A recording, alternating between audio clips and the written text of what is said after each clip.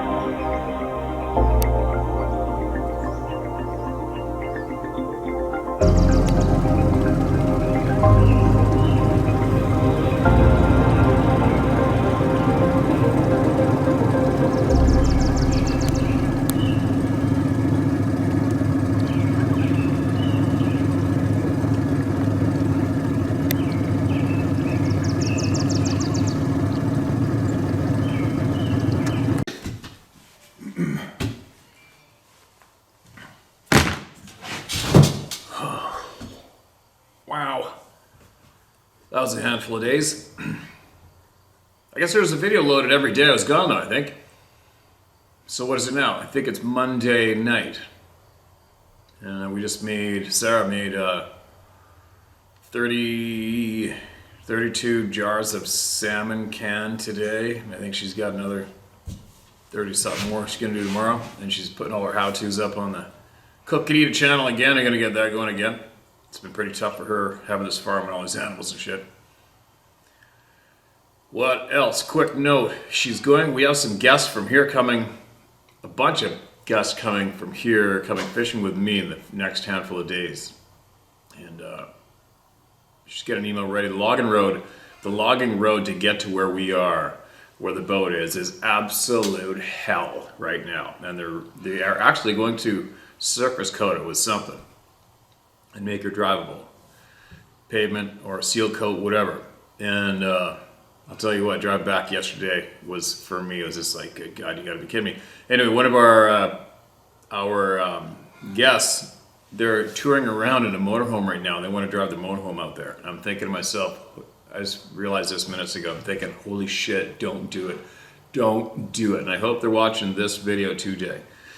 The logging road is hell. And there's a very cool old World War II era boat, vessel, has burgers and snacks on it and everything.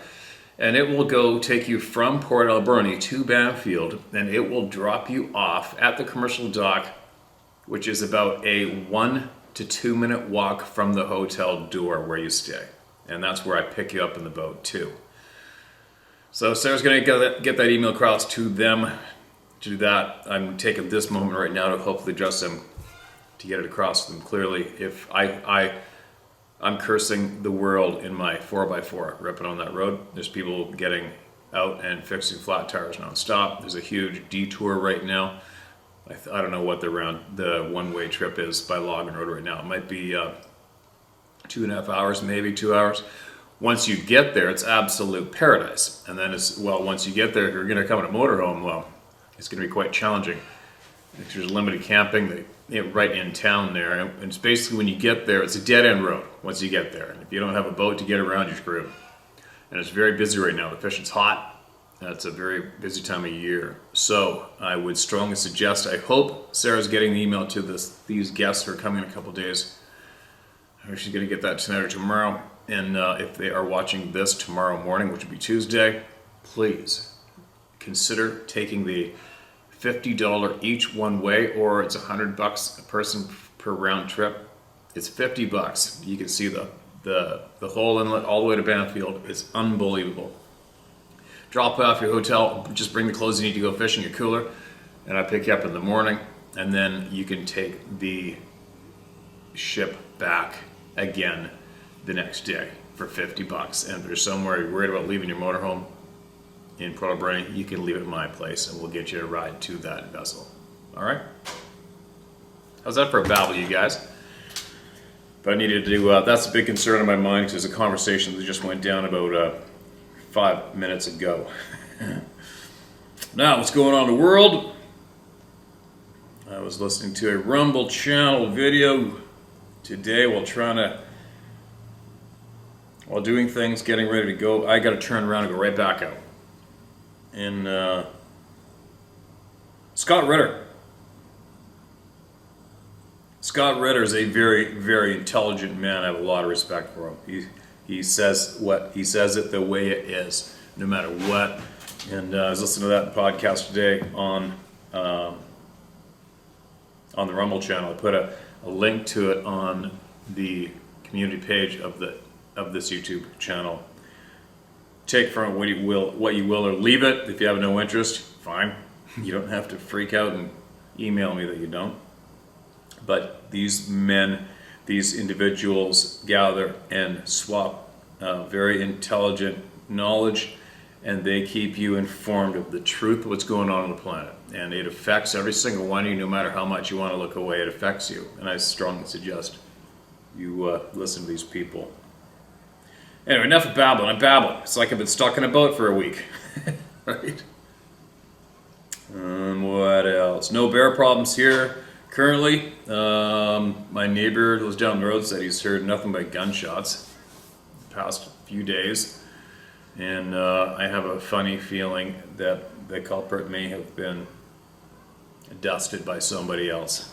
There's gunshots in where I live. There's gunshots close, fairly close. I've heard gunshots off in the distance, and the distance meaning by the sounds of it probably 500 yards or something, 600 yards away. I've heard rifle shots the odd time, sometimes at nighttime too. So it's no surprise that any predator around here wouldn't last too long in the neighborhood I'm in. Right? Now anyways, getting to some voices heard while I can sit down and have my time, crack up on my emails, which there was gazillions of them as usual. And what I decided I'm going to do is I'm going to try to alternate, because we get a lot of emails come in from people sharing knowledge and experiences, and then other potential important replies come in email form to those people. So in order to possibly help keep everything connected and making sense, what I think I'm going to do is I'm going to go way back in my list and share from there, and then the next day I'm going to share what recently came in, and then the next day I'm going to go back and alternate back and forth, okay? Just to make sure that everything stays relevant in a way with each other when it needs to. All right, I hope I'm making sense. Probably not, but you never know. So, what do we have here? Hold on a minute. Where are we going? Back up to the top. Sorry. Caught a lot of fish this past few days, a lot. And we actually had a two-day fishing derby. We had the 29-pound salmon won the derby, and we had about probably a 30 to 32, 33-pound salmon right beside the boat, and we lost it. It spit the hook. It literally spit the hook out, and it was about 8 inches away from the net. We would have won $5,000. Oh well, shit happens. Get the hooks back in the water. No sniveling. This is titled Multiple Experiences Tied to Known Bigfoot Hunter, also Coy Wolf. I'm Dean, the new follower. My sister sent me a link to a video. Please withhold my last name for time being. Okay, man, I got you. I have no fear of sharing experiences, but there are too many idiots that cannot handle reality, so I avoid needless drama from idiots when I can. Oh, dude, please. Look at what I do. It's all good. Shrug it off. I'm not sure if you've heard of Robert Morgan. Nope. It is said that the bald Bigfoot hunter in Harry and the Hendersons movie was based on him, and I'm sure that sounds goofy. In the film, he was a bad guy, of course. In reality, he was far from it. My brother and I had a sighting when we were pre-teen in northern Jackson, Ohio, northeast. In North Jackson, Ohio, northeast. I honestly don't know how, but a few years later, my mom became friends with him. He visited our home on multiple occasions and also had a guy with him that did not say much. But our family sensed he was from an intelligence agency. I would have kicked him out like a frickin' diseased feral dog. Anyway, I've researched this all my life. I'm 45 now. I've heard it scream, which is hard to describe. To the layman, it would be easily described as blood-curdling, but it wasn't a threatening thing. When I first heard it, my first instinct was a woman's scream, then it lowered its pitch to a deep sound and ended with a type of whooping sound. Years later, a friend from college, he was from upstate New York and always hiked in the Adirondacks, visited, and I told him about it. Of course, he did not believe me, so when we walked down a gated Gaswell Road, this was a new house but less than a mile away from the childhood house. It was a full moon that night. We stood about 30 yards from a tree line, which was pitch black. A field off to our right, woods on the left, and the tree line directly ahead. Being fun and almost sarcastic, we made a few screeching type sounds, like something you would hear a monster make in a cartoon. That description came to mind the moment he started doing it. There was only silence as we stood for a moment or two, and as soon as we turned our shoulders to begin to head back to my house, we heard that scream. He was terrified, more from adrenaline than from mortal danger, and I have to admit my heart was racing also. His first instinct was to run, but I told him that A, we would never be able to outrun this thing, and B, this thing was not there to hurt us. It was only hollering back, and some form of communication.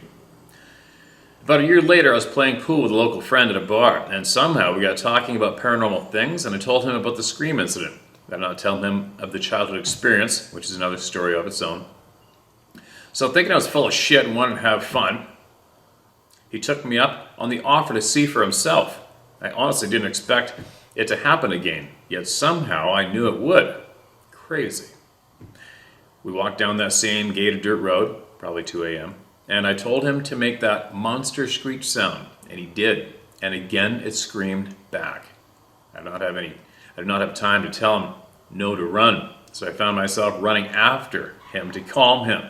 It's kind of funny because the adrenaline gave him Carl Lewis speed, but then the alcohol was also present, so I watched as his legs turned to rubber, and he went face first into a huge water/mud puddle on the path.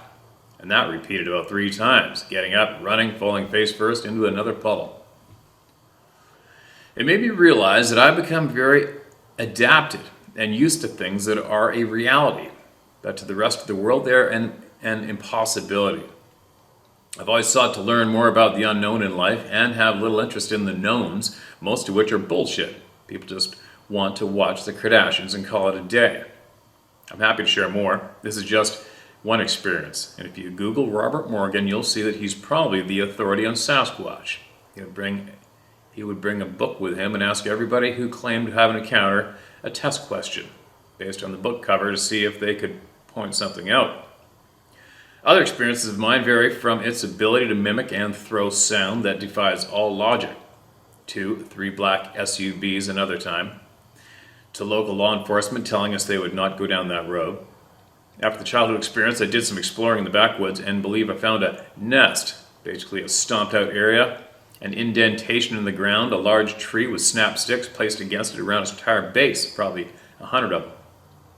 Robert Morgan showed us certain things years later, like how to spot out large sticks pointing in a direction or weave together in a way that was not accident or fallen limbs.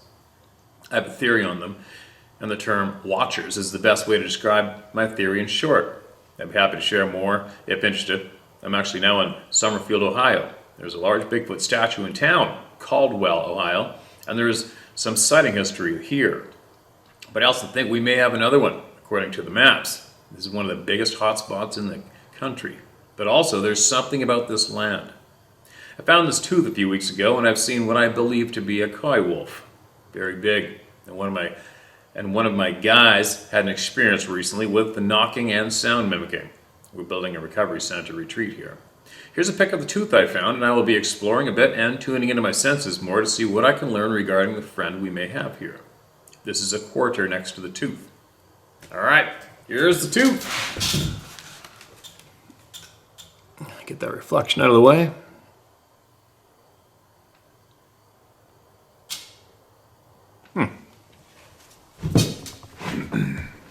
Do I have any thoughts on the tooth? Not me. I'm definitely not a wildlife dentist. I've seen lots of teeth. I haven't a clue what that would be. It doesn't look familiar in any way to me. I believe that is what ate this baby deer. 3 of my guys heard it screaming the night before, but the crazy thing is that I found these remains the next day about 10 yards from a smoldering fire pit. I found it odd that something would kill and eat a deer next to what would have been a raging bonfire, about a 7-yard circumference, the evening my guys heard it. Here is the deer. I don't share the pic often because it isn't pretty, but since you are a hunter and are experienced with wolves and such, you may have some insight. The deer and coy wolf is not related to the Sasquatch experiences, but I thought you would find it interesting and would love to hear your thoughts on all the above. Keep up the great work and videos. It is good to see folks out there who do not fear truth nor fear sharing it. Thank you, Dean. Okay, man. All right, here it is. There is the mostly Eden fawn. All right, what do I think of that? I mean, not that what I think means, it's not that whatever I think doesn't mean it's going to change anything with anything. But what does that look like to me? All right. Front legs there, still attached. Shoulders are eaten clean off. The neck and the face is still there. All right. So, what do I think ate that? Don't know. What do I think killed it? Haven't a clue. Why would a tooth be there? I don't know. Why would that tooth be there? Would it have decay signs in it, like it was pulsing and hurting something and it ripped it out and dropped it? I don't know. But I can tell you this, with a fawn like that, the neck and the face would have been eaten right off of it. The nose, for some reason, the face and the nose of deer, moose especially, most predators, especially canines, love them. They go straight for that muzzle and chew it right off. Wolves will eat all the skeletal remains of every kill, of everything. They'll grind up and eat a moose skeleton. Either spit out or shit out the teeth and leave the antlers, and that's it. They eat the entire skeleton, grind it up, and eat it. So, there you go. I don't know what killed that man, but it's a surprise. I'm surprised it left what it did, whatever it was. I'm surprised it left the neck and the face untouched. It's not normal. What else? The coy wolf thing. I've heard that numerous times. It's the coy wolf cross for me is a tough one to swallow. Only because I know that wolves do not tolerate other canines at all, and especially coyotes. They killed them on sight with a ferocity like you just can't describe. They detest them. They hate them. They want to kill every single one of them if they can. So, picturing a wolf mounting up on a coyote just does not sit well with me or vice versa. And of course people say, well, wildlife biologists have got the proof. Well, I've seen too many wildlife biologists lie their faces off, unfortunately. So anybody who works for any government, for me, this is just me talking. All right, I'm not necessarily right. I'm probably wrong. But my tummy, as soon as I hear somebody works for the government, my instincts go, that's a red flag for me. That's a huge red flag, and I take anything I hear from any government employee with a grain of salt. Barely. So there you go. As far as somebody being a Bigfoot expert or Sasquatch expert, I don't know, man. I mean, who knows? Who knows? Never heard of the guy. I'm on the fence whether or not I should even share his name. I I don't know, we'll see, whatever. Tell you what, though, in the future, if you have some knowledge that you think will help the people, email me, okay? Email me knowledge that'll help the people. Or if you have something you need to get off your chest that's going to help you, and you feel it may help others, get it to me, all right? One of the things that we don't do here is we do not promote individuals. We do not sensationalize any other human being here, ever. We are all equal here, and we're trading knowledge and we're helping each other. That's all we do here. If I knew of someone who, if anybody asked me who a Sasquatch or Bigfoot expert, from what society considers expert as an expert, considers expert as a status, Dave Plies. I'll bet you right now, of all the people I know and trust, he probably knows more than anybody to date. And I'm still compiling my information from our scientists until I get all of that together. Dave Plies is probably the most knowledgeable person that I know of today. Now, moving along. Moving along. These are all recent. Okay, guys? These are all recent emails into us. All right, what do we got here? This is titled Kansas Encounters. Kansas, been there. Turkey hunted there a few times. Hello, my name is Clifford Stevens. Clifford Stevens, I hope to God in the end of this video you don't say don't use my name. I ran a pest control company in southeast Kansas from 2007 to 2015. I had the contract to treat all the state parks there and Toronto lake cabins and facilities in that area. Someone shared a while back on your channel was savvy peeking in on them at their house in Toronto, Kansas. Ironically, I always thought as I drove the roads to get to all those state park lakes and cabins, man, this is definitely Sasquatch territory. It is so beautiful out that way and nothing but trees, prairie, and cattle for miles. Always my best day to go work that area. Anyways, my wife divorced me in 2015. Sold my company due to the divorce and was all alone in my house on July 4th, 2015. I've researched this topic and many others because we had cattle mutilations on my dad's property. I was in contact with L.A. Marzulli because of the cattle mutilations and because of myself and family seeing crafts over our property. Ugh. I always drove the country roads to pray, see God, and just see what I could see. I often found cattle out on the roads and would notify authorities to help get them back home. But one day while driving with my 3 young daughters, I seen a tree break. It was a thorn tree with 4-inch thorns on the branches, up about 10 foot. It was broken and twisted. It was a new break on a green limb. I also noticed what seemed to be 2 large footprint-like indentations in the grass right below the break. My oldest daughter felt scared and uneasy, so we left. So, when I was all alone on the 4th of July in 2015, I decided to revisit that site at around 1 a.m. This is out in the middle of nowhere, 10 miles from Lola, Kansas on Texas Road. The nearest house is about a mile away. Just for shits and giggles, I did a tree knock and instantly was yelled at by someone or something that sounded like a gorilla/lion/man. It concussed my chest, and I knew from all my research what it was. I left to go get my dad, that was visiting from Florida to prepare his home for sale. I brought him to that location and did a scream into the woods. After a couple seconds, a pebble hit my truck, then another and another. After that, I told my dad we better go because we're not equipped to defend ourselves properly. These beings are all around and everywhere. In Burlington, Kansas last year, I seen a man wreck his car because of what can only be described as the predator standing in the road.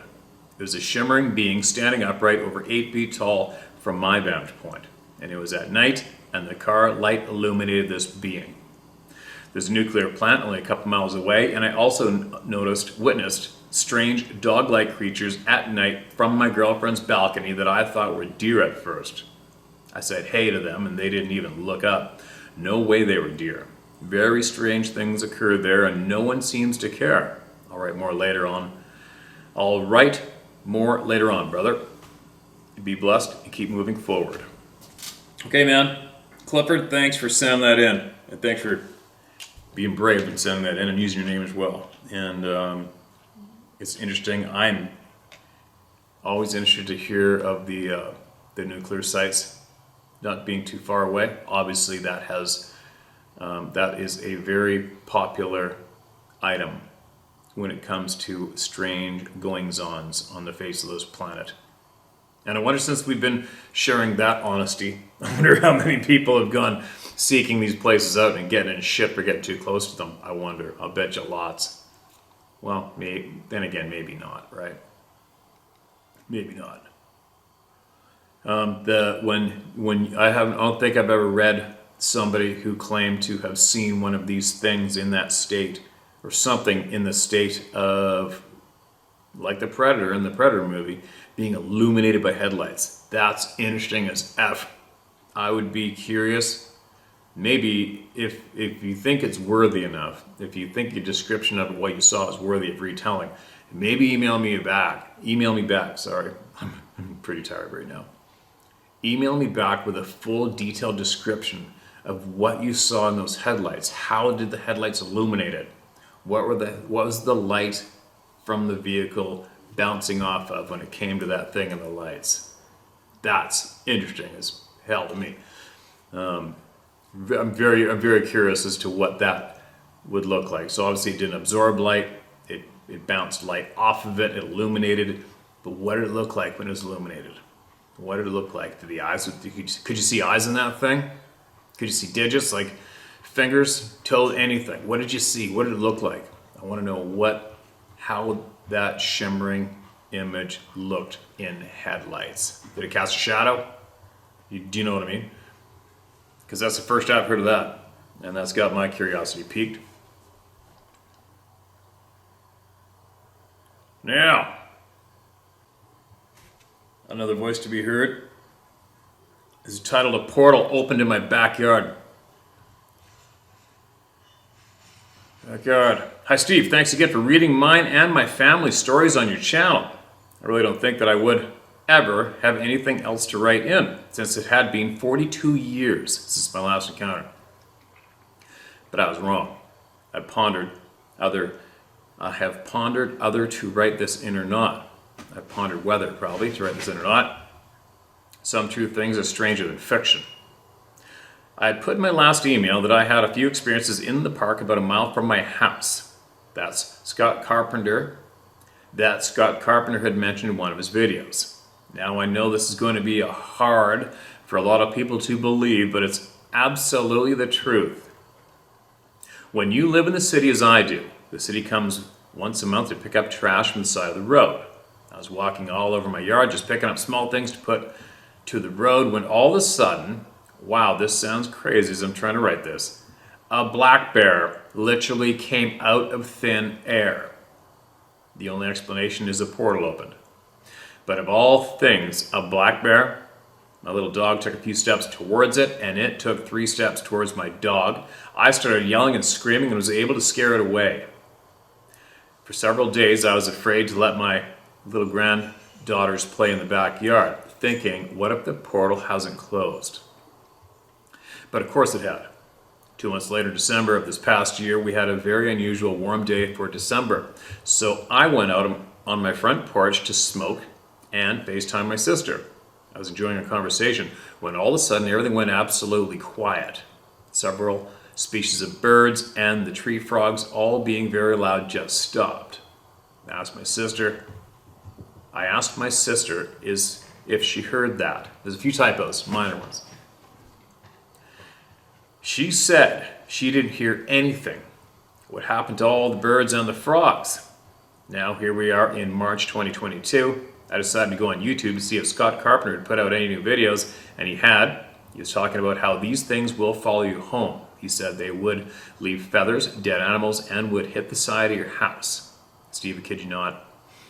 That night around 2 a.m., my husband jumped out of the bed and said something very loudly 2 times. Bang, the side of the house, He looked around and saw nothing. The next day I thought I would go out and see if there was any prints of any kind. I couldn't believe it. One very large footprint. I took a picture, but it didn't show up very good. They're tough, you know what? Don't feel bad about that. Footprints are very tough to get in photograph or video, unless it's in soaking wet mud or real good soft powder dirt or snow. I took a picture, but it didn't show up very good, and there's one thing I hate is pictures of tree lines and footprints that you cannot see nothing in. Same. Thanks for sharing us the pain, but I absolutely believe you. The next morning, I had my husband sit down and watch Scott's video. He's never been a believer, but I think he is now. Am I afraid? No. I think if you're strong in your soul and your faith in God, you will be protected. I find it all quite fascinating, but now I think I owe my husband an apology. I just never connected it. The banging on the house has been going on for several years, and I always thought my husband was paranoid, and I tell him so. For 3 years, I've been obsessed with finding out everything about these beings. I call them that because I'm not sure what to call them. You may wonder why I never heard the banging on the house. I have insomnia and take sleep aids. They make me sleep like the dead. LOL. Thanks, Steve. Lola Brown. Yes, you may use my name. And I appreciate you, Lola. I appreciate you, Lola. I probably should have went to bed 3 hours ago. But the portal thing. A lot of people, obviously, are going to be... So a lot of people are going to be shaking their head when they hear the mention of portals coming up. But if you're curious, the fact of the matter is, even the U.S. government, NASA's been noted to be putting millions of dollars into the study of portals. But more importantly to me, listening to the people, these portals are obviously quite very real. There are some very credible eyewitnesses who have seen beings, quote, climb out of them, hit the ground, start running, end quote. Also, importantly, my First Nations superhero ladies, their childhood community where they grew up, they spoke to me about the numerous portals they saw firsthand with their own eyes. And I trust these ladies with my life, and I trust what they tell me as to be true. And they have invited me to go out there. And basically, one of my friends has basically said, you're going to see a Sasquatch.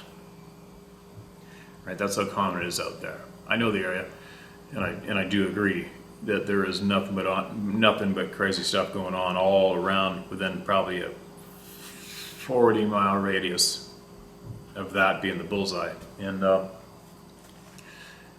they saw a dog put its head into a portal and disappear and come back out. I asked what the shape was, and she said it's not really like it's kind of like she said it's like a mirage on the horizon, but it's right in front of you, either on the beach or on the edge of the forest or whatever. You just see it. And they could see birds disappearing into it, flying into it, disappearing. I'm getting goosebumps right now talking about this. Kind of weird. So, you know what I am going to do, instead of wishing I had done something when shit goes down, what I think I might do is, just in case, right? Just in case, when I do go out, take up the invite and go out there and hang out there, I'm going to bring my bait casting rod with a GoPro tied to it on the braided line, which is around, I think it's 200-pound test. And if by some slim 1 in a million billion chance I get to see a portal in that remote area, and I'm close enough to it, I'm going to cast a GoPro into that sucker and see if I can retrieve it. How frickin' unbelievable would that be? Picture it. Picture it. Let's just entertain this as a weird fairy tale, but think about it. Could you imagine if somebody was somewhat prepared beforehand, knowing because of the people they trust shared with them what they've seen numerous times? Can you imagine being prepared? I mean, the thought of a portal doesn't scare me at all. I don't know why. I think it would be absolutely bizarre to just stand there and see this shit. Be like, oh my God, is it moving? Is it breathing? Is it pulsing? What's it doing? Is it coming towards it? Sitting still? What the hell? and then be able to keep your shit together enough to actually turn on, grab the GoPro, put it on unlimited video, hit the power. I'd have it set already for how it's going to video. So you just hit the power, hit record, it's recording, and cast that sucker as hard as you can into that thing, and hope that you can retrieve it. I mean, what do? You let it soak? Do you cast it in there and let it soak? Do you wait for a bite? Is it just going to cast in and sit there? Is it going to go slack and drop to the ground? I don't know. But could you imagine if, not just me, anybody, could you imagine if somebody was prepared in a way, had a casting rod and a GoPro, especially on braided line, which is the braided line I bought was for a couple £100, and you managed to keep your shit together and cast a GoPro into that sucker and retrieve it. Is there anybody out there that wouldn't want to see that video? Once you got the GoPro back? Man, oh man, would that be amazing. Wouldn't it? I couldn't even begin to half guess. I couldn't even begin to start to make up what would come back in that camera. I don't know. Having a frickin' clip. Would it be sunshine and frickin' palm trees? I don't know. I don't know. It'd be something else, but I'm going to do it. And when I go out, I'm bringing that setup with me for sure. But anyway, appreciate you and thanks for sending that in. And make sure you send anything else you got. Anything happens, anything you learn that can help the people, send it in. All right? Or if you need help yourself, send it in. All right. Oh, I might have read this. This is titled A Recovery Story and the Deer That Moonwalked. Hi again, Steve, and those awakened to a new reality. Or is it new, or is it old and hidden? It's Craig from northern Minnesota. First off, I'd like to say that last spring, 2021, I beat a 10-year plus addiction to opiates. Good for you, man. You've just reached superhuman status. I guess I shouldn't say beat, but I feel like I did, although the addiction seems to never fully go away. That being said, I'm clean now about 1.5 years and going strong. Right on. You go. You got this. Oddly enough, once I detoxed, I noticed an awareness present that I'd been long asleep. It started small but grew immensely after I nearly died in July of 21. After I recovered, I had so many bizarre encounters that terrified me at first, literally sending me into a panic, but eventually made me smile and shake my head. I have many instances to write about, but for this email I'll focus on one that many will doubt and say, "What you smoking, boy?" But on my children and all that I love, I swear it to be true and accurate. One night in the summer 2021, my best friend and I were out cruising, as we love to do, out in the backwoods of our local area. We talked, cranked the tunes, and laughed, just having a good time. We pulled onto a county highway around 11 p.m. and my friend was driving. As he accelerated to around 75 miles per hour, I could see in the headlights ahead a deer coming from the left, heading right into our lane of travel. It was just about to the center line, and I decided it was just about to the center line, and I started shouting, "Deer, brake, brake!" And because of the loud music, my buddy did not hear me. As we approached, with him still accelerating, I yelled at the top of my lungs, "Deer!" As impact was eminently close. Just then we both watched, as if on ice, that deer, with legs moving forward, was pulled backwards across the center line, did an about face and slowly walked to safety away from us as we passed. Now, for those who don't catch what I just said, let me say it again. That deer had its legs moving forward into certain death, yet it was being pulled backwards to safety by something unseen yet present. It was the most bizarre looking incident, and we both just looked at each other and said, "Did you effing see what I saw?" We were astonished. I was more accepting of it, as I knew already what had happened, but my buddy kept arguing with his own eyes and trying to push it out as something else. It scared him. You see, nothing in our world is as it seems.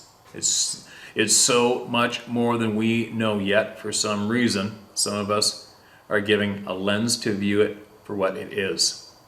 It's long enough already, as many wait to be heard, so I'll write in periodically to share with those willing to receive my truth. Take care, Steve, Sarah, all the farm kids, and Out Hunt family. God bless Craig. Craig? It's funny I said the word Greg, 'cause my childhood best friend had addiction problems and he didn't make it. That's unfortunate. But Craig, you're the man. You're the man. You've got this. You're back in control. You got this. All right? You're probably more of a motivator than I can do. But for you, but all I can do is give you a big pat on the back and way to go, man. That's awesome. I love hearing that. And as far as the deer getting grabbed and pulled back, who knows? Who knows why, the what's, the amount of crazy shit going on.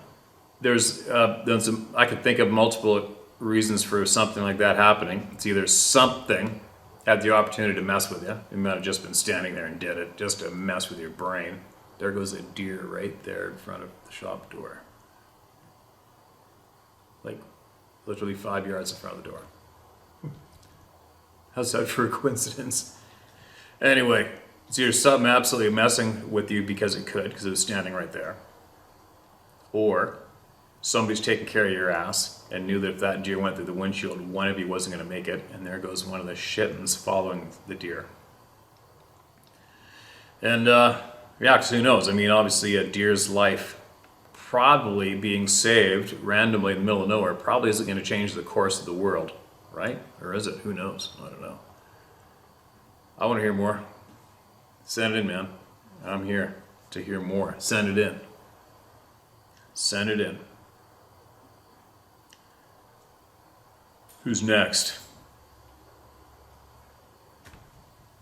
Oh, this is a screenshot of a comment emailed in to me. All right? Probably from YouTube channel. This is it must be YouTube.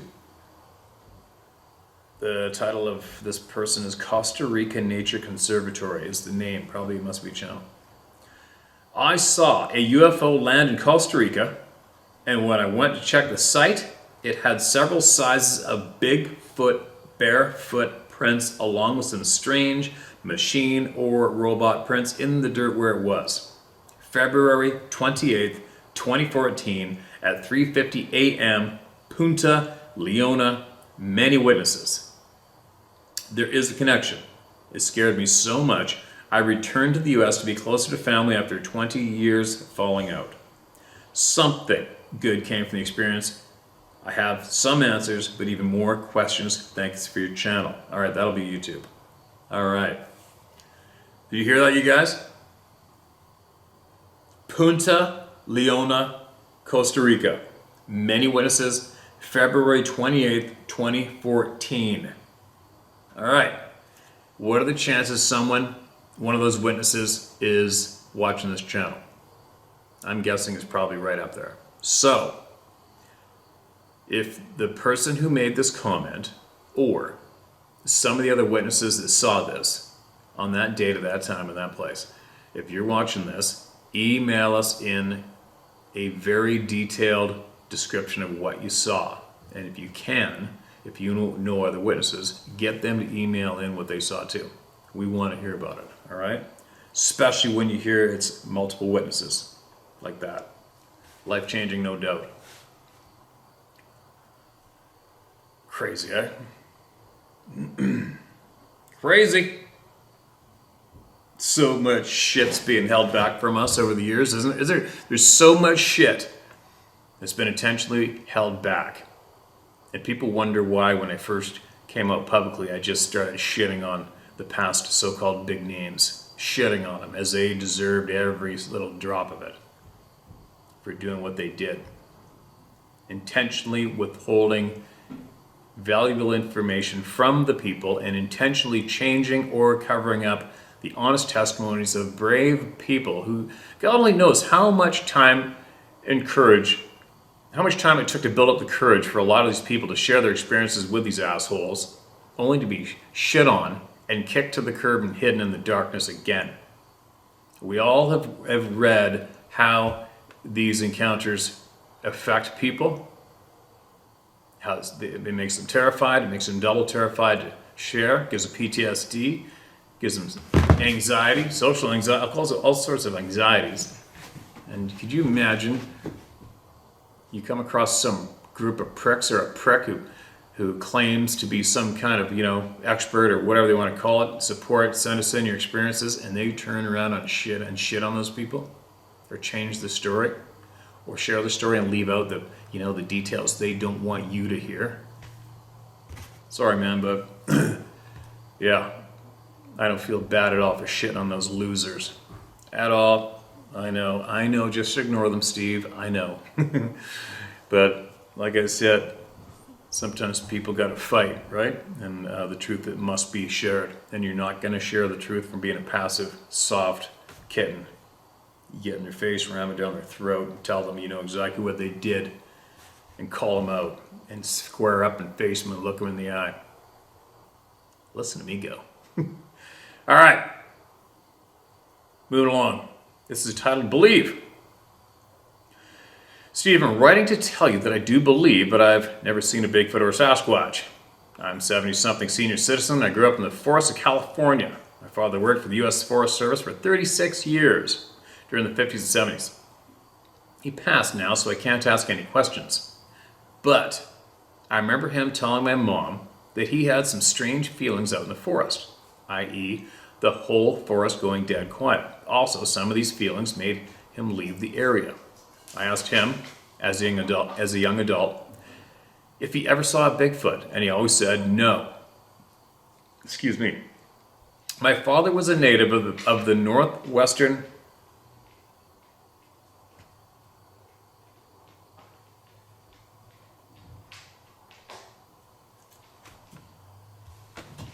Sorry.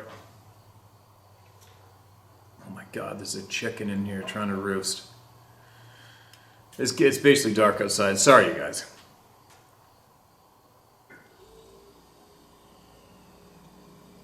My father was a native of the northwestern part of the U.S. I say this because I'm sure that he had heard all the early stories of Bigfoot.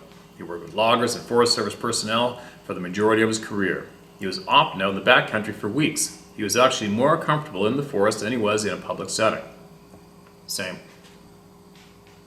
I listened to your emails, and having been raised out in the forests of Northern California, playing in the forest while living in the Forest Service ranger stations, I'm hearing the locations. These creatures are spreading across the country and becoming more prevalently seen in a more populous area. I pay attention to location, years of sightings. It is surprising to listen to this and make these notations of my childhood and what and where these creatures have populated to.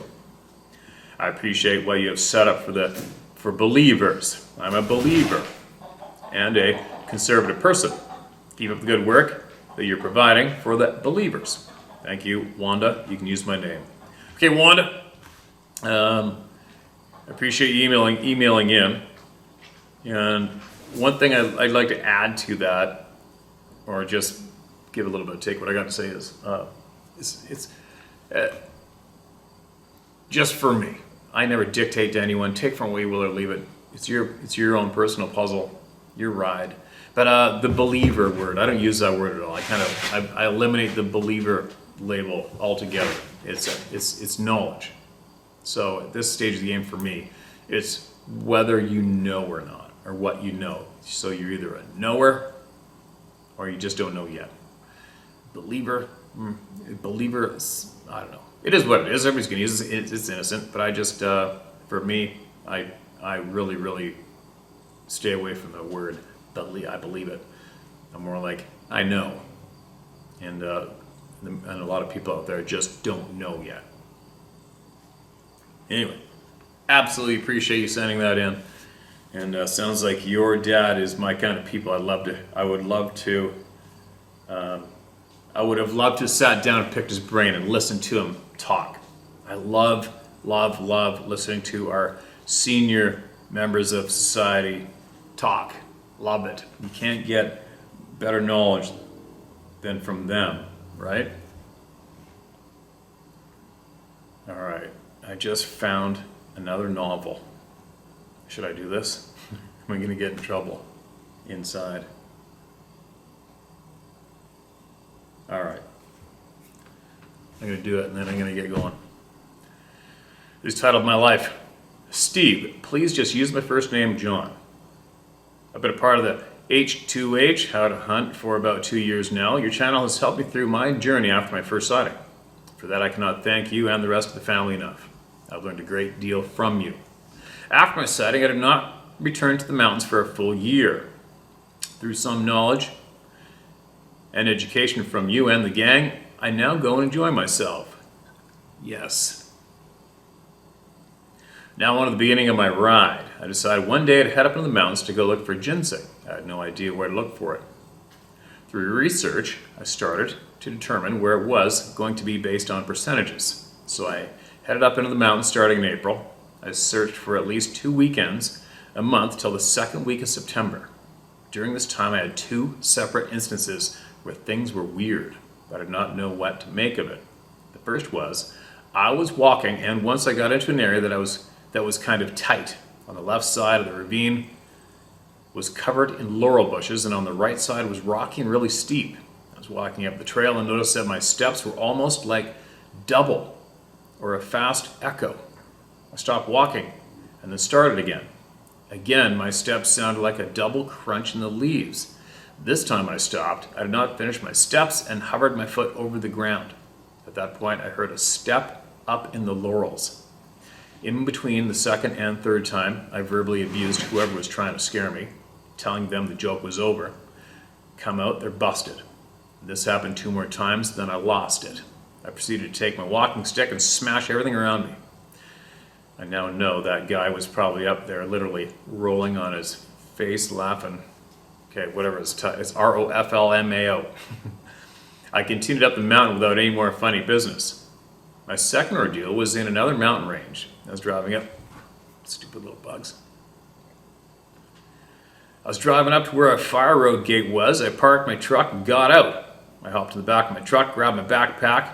It has my essentials, water, snacks, toilet paper, and some machetes and some knives. I'm in the national forest, so no guns. When I got in the back of my truck is when this started. At first, I had a feeling of being watched. The longer I was there, the worse it got. It gradually increased in the amount of pressure I was feeling. So the first part was just feeling watched. I was like, who the heck's looking at me? So I waited there to see if anyone's going to jump out at me. Still having the feeling, I decided to get down off the back of my truck. And I was thinking I'll go to the front of my truck in a clear view of where I left this coming in, make a show of putting my machete and knives on my belt. When I moved to the front of my truck, I noticed the pressure of this feeling was rapidly increasing. I felt like I was nervous and full of anxiety. It literally had me walking in a small circle, talking to myself. What the F, what the F, what the F. It continually got worse. After dancing around for about a minute, I finally got mad and said, F it. I've been visually scanning the woods for the source of this, but nothing. I went ahead and started my hike in. I got about 20 yards in, and it only got worse. This part is too much information, but suddenly I had to take a dump. So I went off path and found a good tree and started my business. All good, man. Every single human being out there does it once or twice or more times a day. How could that offend anybody? I then continued my hike without anything else happening. Though one strange fact, as I walked the upper portion of the trail, there was a doe standing on the fire road eating grass. I walked within 10 yards of it, and even at that distance, the doe only flicked its tail and slowly walked away. Strange, right? Now I decided that one of my sons would benefit from learning how to ginseng hunt. So thanks to Google Earth, I found a good area to explore and search. The area was a big bowl and about 2 miles in from the road. I decided to make this a good father-son time and camp to eliminate the extra trips in and out. We hiked in and built a lean-to to sleep in. So after a long day hiking all over the place, we came back to make some dinner. Little bastard. And get some rest. The location of our lean-to was on an old logging road that doubled as a game trail. Yes, Steve, this is probably not the place to build one, but I was ignorant to this fact at the time. Anyway, we talked and ate for a bit. My son was exhausted and said he was crashing. I was tired also and followed shortly thereafter. Sometime during the night, I woke up and looked out. Standing beside a tree that was approximately 3 to 4 feet across was a man-shaped being. My first thought was, why is there a guy in a ghillie suit up here? Second thought, man, that guy's big. Due to our location, we were about 20 yards from a big rock slide inside the tree line. That big tree is on the edge of the slide. That thing was wider than the tree and looked fuzzy. It was just standing there looking at us. I started to reach for my flashlight and almost got it, but when I was about to grab it, I had a sudden thought that it might not be a good idea. I kept my eyes on it the entire time.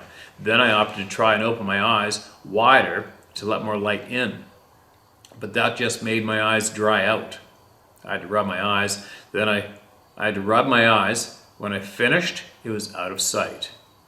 It was about 8 foot tall, 4 feet wide. I've never felt so insignificant in all my life. I made a decision to just go back to sleep. I was almost certainly not hiking the 2 miles out in the dark. In the morning we got up and started our day. I told my son what happened last night and he just laughed and said, "Yeah, right." I just let it alone due to my lack of information on the subject. We hiked out of there and shortly thereafter is when I found this channel. At this point is where I did not go back out to the mountains for a year. So in my process of getting back to the woods, there's a lake up in the mountains in this area, and as a matter of fact, you have read a few stories from other folks from this area. I like fishing more than being scared, so away I go. I fished a few times in the middle of the afternoon without any occurrences. I was talking to my youngest son about the fishing there. He then informed me that he had been watching catch and cook videos online and he wanted to go with me. I actually was surprised because out of my 4 sons, none of them like the outdoors like I do. The following day we got up there in the afternoon and started fishing. I've been having really good luck until this day. We were struggling to get bites, and when we did, we missed the hook set. Finally caught 2 decent sized fish. I showed my son how to clean them and start the fire to cook them on. Time really got away from me and I was not paying attention to how dark it had gotten. I only really noticed because I started feeling some pressure. So I told my boy to stay close and we ate the fish. I then hurriedly cleaned up the site, put out the fire, picked up everything to carry back to the truck. At this point the pressure was really bad. I told my son to walk on my right side due to the pressure coming from my left. I got out my flashlight and was shining it around. And about 20 yards away there was a broken tree. It was broken about 7 to 8 feet off the ground. It had recently broken and was still green. And right above the broken part was a rusty brown patch. As I panned my light around, I told my son to hustle up and we hurried to the truck. That incident made me wonder. So 2 weeks later I returned, but with one of my dogs. This little dog is half terrier and half beagle. We walked around the lake for a bit. I did not have any pressure, and the dog did not alert to anything. We were driving out, and I was about to pass a ravine that I wanted to go in to check if there was any ginseng in there. I parked, and we got out and started walking on the left side of the ravine. On the left side, it was an easy slope. On the right side, it was a little steeper, but on the side, it was super thick with laurel. I paid close attention to my dog the whole way in. On the way, he kept looking up at the top of the ridge. He would stop and look briefly and then move on and was still pretty relaxed. On the way out, we came back at the edge of the laurel. When we got about 30 yards from the truck, he turned around and was looking intently at a really thick patch of laurel and started to growl. About 10 seconds of that, suddenly I heard something rushing through laurel. It sounded like a big tree falling down the mountain.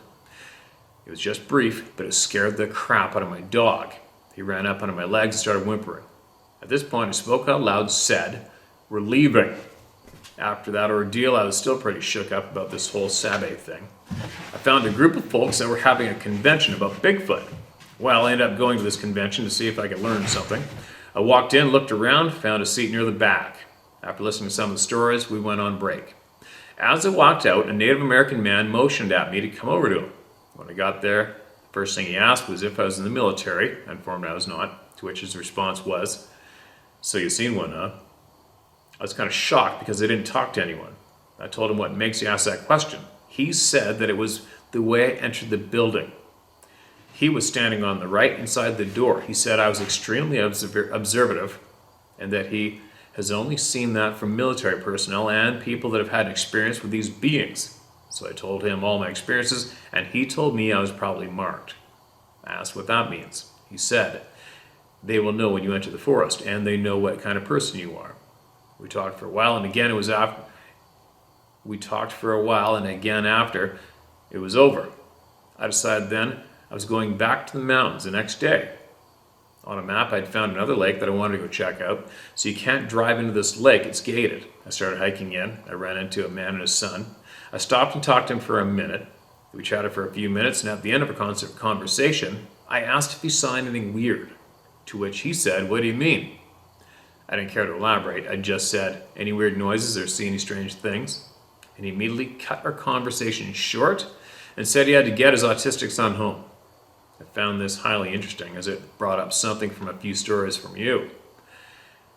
This area you have to hike in on an old road. Then you have to stay on the road or go straight up the dam. I can in the road. So it says I can in the road. Period. There's a ravine that comes in the back side of the lake and another on the left side of the lake, which is where the road goes. As I made my way to the left ravine, I didn't feel any pressure. The minute I walked off the road and into the woods, I heard something take off running. I thought it was a deer, so I followed. I came to a location that was kind of flat and the forest floor was just duff. In the duff, I could see a trackway. The problem was, this trackway was that the footprints went in a straight line. I started and I realized that it was human-shaped prints, and I could put my hand in the print and feel where the toes had really dug down in, and also heavy in the heel location. With my fingers, I could feel that the toes had dug into the duff about 3 inches deep. I looked back at my prints, which were totally non-existent. I tried jumping up and down to leave a good print, and I could not. The duff just acted like sponge and came right back to its form. Now, I'm not a little guy. I'm about 220 pounds, and I was thinking I should be able to make a print. Then I noticed that the distance between the prints, I put my foot beside one print and tried to jump to the next print. I could not get there. I was about a foot short of the next step. There's probably about 6 feet between the prints. I followed them a little farther and came to a spot that looked like doorway in a tree and vine-covered wall. Looking at that, it looked like an ambush area to me, so I dropped down into the bottom of the ravine and walked up the other side. When I got to the bottom, I heard a squirrel barking at me.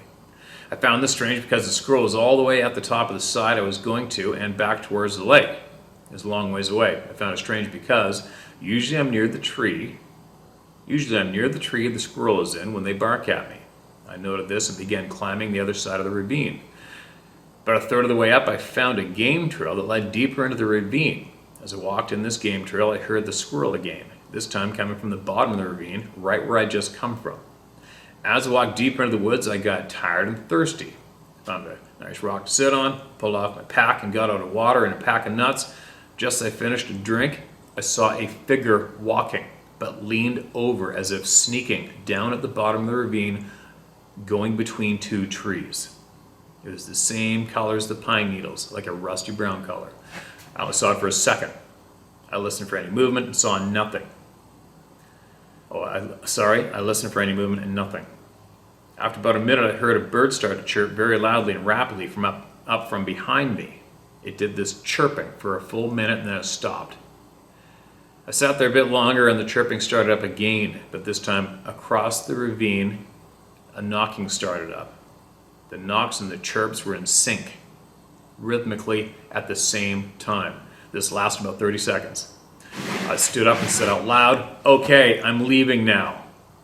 Here's a snack for you, and I mean no harm." I then poured out the rest of the nuts in the rock and left. I felt no pressure on the way out. On the way out, all I could think about was what the Native American man had told me about being marked or tagged. What was the likelihood that what he said was true? Could it be a coincidence? Either way, I'm very sure that the squirrel and the bird noises didn't come from a squirrel or a bird.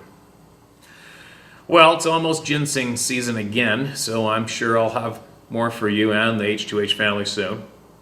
Hopefully I'll be able to write in again if able. Thanks for making this platform to share. Again, your channel helped me enough to get back out there. If you have any questions or remarks, please know you're welcome to reach out to me. And when the time comes, I'll definitely come get the families back. Let's go, good guy army. I hope my grammar is okay and you'll be able to deliver it to the people smoothly. Could I use your name? I always forget, see? Please just use my first name, John. All right, that was a close one because you left your full name in the bottom. And again, you guys, quick note, you email me and you don't want me to use your name, don't put it anywhere in the email, all right? Especially this time of year, because I'm so freaking tired and I'm yanked in 70. That was a gunshot. Yanked in 70.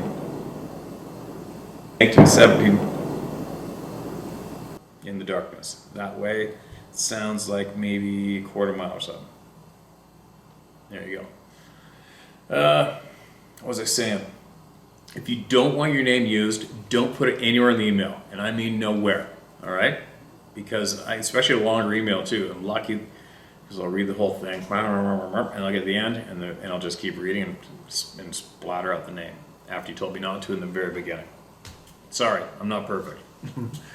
But anyway, thanks for that email, man. And you know what you saw. You know what you saw. You know what it was.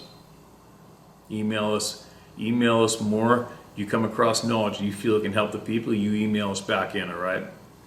And keep going with your instincts. Listen, stay in tune to that pressure. If you're lucky enough to pick up on that pressure, like lots of us are, including me, pick up on that pressure and listen to it. And then react the way you think you should. In those ambush areas, you guys all know my stance by now on ambush areas. They don't need them. These beings don't need an ambush area for nothing. Nothing at all. Anyway, I gotta go. And that's the end of the sheriffs for right now. And I'm gonna add in my quick note to my future guests coming in a few days.